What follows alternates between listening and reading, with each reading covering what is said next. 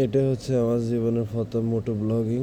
এটা আমি Uttara house building থেকে শুরু করে এখন যাব খিলক্ষেতের, খিলক্ষেত না সরি, এয়ারপোর্টের আগে যে ফার্মটা ওইখানে উত্তর 1 নম্বর সেক্টরের অপোজিটে ফার্ম পর্যন্ত। তো এখানে আমার এক ভাইয়া অপেক্ষা করতেছে, উনি সিরিয়ালে আছে তেল নেওয়ার জন্য, তেল নিতে। তো এখন তেলের যে সংকট আসলে চলতেছে বাংলাদেশে, এটা আসলে কৃত্রিম সংকট। এটা আমরা সবাই চাহিদার অনুযায়ী থেকে বেশি তেল কেনার কারণে, যারা আমরা আগে 5 লিটার কিনতাম তারা এখন আমরা 10 লিটার কিনতেছি। সেই ক্ষেত্রে যে এই সংকটটা ঘনীভূত হচ্ছে। আর এখন আমরা চলে এসেছি আজমপুর ফুটওভার ব্রিজের নিচে। এখন ওইখান থেকে আমরা বাইকে আসছি প্রায় আপনার 30-40 কিলোমিটার/আওয়ার। আর এখানে এসে আমরা থেমে যেতে কারণ হলো যে এখানে লোকাল বাসগুলো এদিক সেদিক করে দেখেন। আজমপুরের রাস্তাটা হাউস বিল্ডিং মাজার রোডে যে রাস্তা ঢুকছে ওই রাস্তার মুখ দুইটাই বন্ধ, দুইটা মুখে বন্ধ করে রেখেছে শুধু ইগুলা সিটি সার্ভিসগুলা। আর এখন আমরা আছি হচ্ছে যে রাজলক্ষ্মী দেখেন। ঈদ উপলক্ষে অবশ্য আশেপাশের মার্কেটগুলো অনেক রঙিন সাজসজ্জায় লাইটিং করা হয়েছে।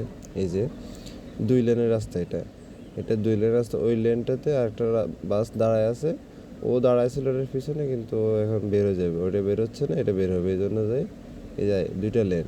ওরা কিন্তু 2টা লেন বন্ধ করে রাখতেছে, শুধু লোকাল বাসটা। তারপর আমি কি করব, ডান দিয়ে পরবর্তী লেন দিয়ে বের হয়ে যাওয়ার চেষ্টা করতেছি। আর এখন আমরা উঠবো আপনার জসীমউদ্দিন ওভারপাসে ওঠার সময় দেখেন এই যে মানুষগুলো, এই যে অসতর্কভাবে আপনি 20 কিলোমিটার সামনে গেলে কিন্তু ফুটওভার ব্রিজের নিচ দিয়ে, ফ্লাইওভারের নিচ দিয়ে আপনি আসতে পারতেন, কোনো রিস্ক ছাড়া, কোনো হ্যাসেল ছাড়া, আপনি কাউকে কোনো ডিস্টার্ব করা ছাড়া। কারণ ফ্লাইওভার উপরে উঠতে গেলে সবগুলো গাড়ি একটু গতি নিয়ে আসতে হয়, গতি নিয়ে আসলে সে উপরে উঠতে সুবিধা হয়। সেক্ষেত্রে ড্রাইভারের জন্য ভালো হয় এবং গাড়ির ইঞ্জিনের জন্যও ভালো হয়। আর এই লোকজনের কারণে আপনি এখানে এসে স্লো করে তারপর আবার নতুন করে রানিং করে উপরে উঠতে অনেক দেখা যায় হ্যাসেল সৃষ্টি হয়। এই যে এখন এখান থেকে নামতেছি প্রায় আপনার 60 কিলোমিটার/ঘন্টায় স্পিডে নামার পরে এখানে এসে স্পিড হয়ে গেল 0 কিলোমিটার। বাস পুরো থেমে গেল।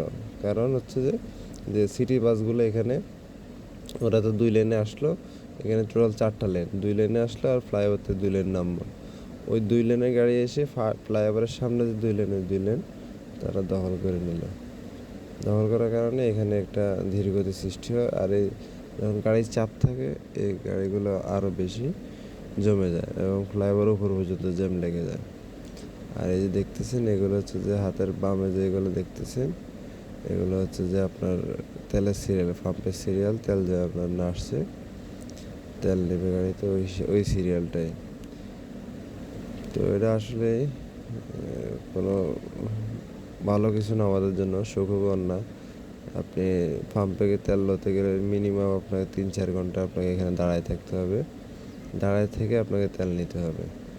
তেল 3-4 ঘন্টা থাকার পরে আপনি তেল সিরিয়াল পাচ্ছেন।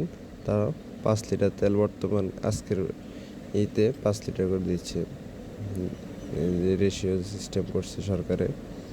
এই যে সবাই বাইক নিয়ে দাঁড়ায় আছে তেল নেওয়ার জন্য। তো এখানে আমার এক বড় ভাই আছে, ওনাকে আমি খুঁজতেছি মূলত। তো উনিও সিরিয়ালে আছে। উনি বলছে যে ওনার পিছনে এখানে কেউ ছিল না, মানে 5 মিনিট আগে বললো যে ওনার পিছনে একজনও নয়, উনি সবার পিছনে। 5 মিনিটে ওনার পিছনে প্রায়